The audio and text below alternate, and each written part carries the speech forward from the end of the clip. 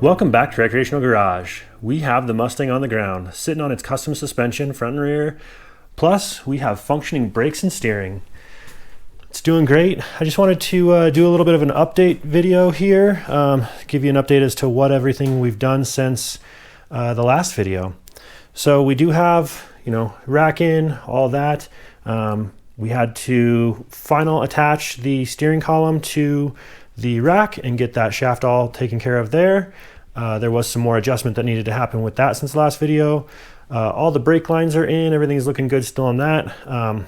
We did bleed the brakes and everything, and I had to reflare more brake lines than I'd care to admit to get it to stop leaking in several spots. So that's all looking good. Looks like no more leaks in the brake system, so we're doing great there. Inside here, we do have the pedals. I had to lower the gas pedal to try to make it match up to the modified brake pedal a little bit. We had to modify the brake pedal to get a better pedal ratio for the manual brakes. Steering wheel moves all the steering, does great. So coming along, we're making some great progress. Felt real good to get the car on the ground. That's always exciting. All right, we got the motor. So this is a 351 Windsor. It is a roller block. This is a motor I started putting together years ago for another project, and just kind of ran into some issues that caused me to stop at that time. So we have roller block 351 Windsor. We've done new rings, bearings, new oil pump.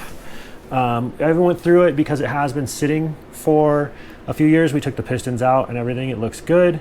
Brand new water pump. I think the timing cover is original, but it could be new. I don't remember. That looks pretty new timing cover to me. New pulleys, and then we have Edelbrock Performer RPM heads. These are a 190cc head, decent size, good valves, good size intake valves and exhaust valves and stuff, so they should flow pretty good. We still have to order a clutch and a flywheel for this, but it is coming along. We got brand new lifters in there. We have a Elgin cam. Since I was putting this motor together so long ago, I will try to link parts that I can, but I don't know for sure all the parts. I know I can find the cam.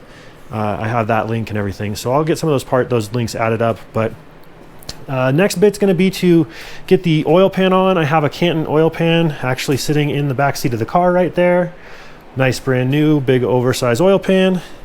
So we'll get that on, and then we'll start hanging this motor in the engine compartment, figure out motor mounts for it.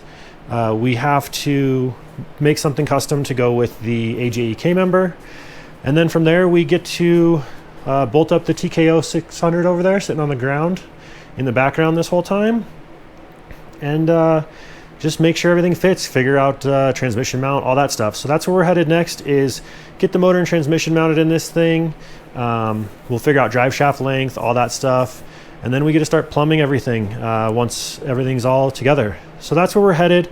I just wanted to do an update video here since we did get the car on the ground. That's a very exciting step, and we're moving on to motor stuff. I thought that was fun as well. So follow along, and we'll get this thing running hopefully soon. Anyway, thanks for watching, and we'll see you guys next time.